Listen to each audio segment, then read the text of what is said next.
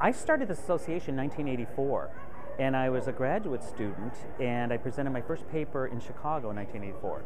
And at that point, I thought, this is kind of an interesting organization. At the time, there were thousands of people there, but I felt very comfortable communicating one-on-one with some major scholars in the field and even some great teachers in the field. So what I ended up doing is going to my first business meeting. I ran for an office, which was a nominating committee office, and I lost that election. I was a little frustrated, but the person who won came up to me afterwards and said, you know, you've only been around for a year, come back next year and run for another office. So I decided to do that, and I got that election, and then I went to the regional level, the Eastern Communication Association. I ran for a division chair there, and then through the years I just kind of moved my way up into the association. So 3 years ago I ran for the vice president, which of course becomes the president of the organization.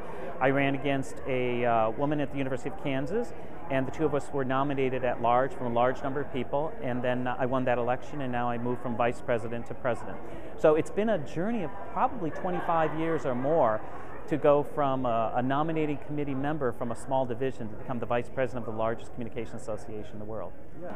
Yeah, we couldn't, and I don't think we should, have ignored our location in determining exactly what we were going to do here.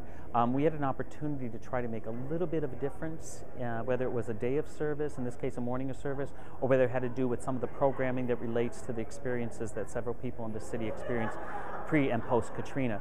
So we did our little bit, and we're going to all go back to our colleges and universities on Sunday, but as was suggested by the panelists of the opening session, carrying the torch of thoughtfulness and engagement, civic responsibility and consciousness, I think is what we need to do in our communities. And so in other words, carrying the spirit of New Orleans back to our homes and our offices is really critical.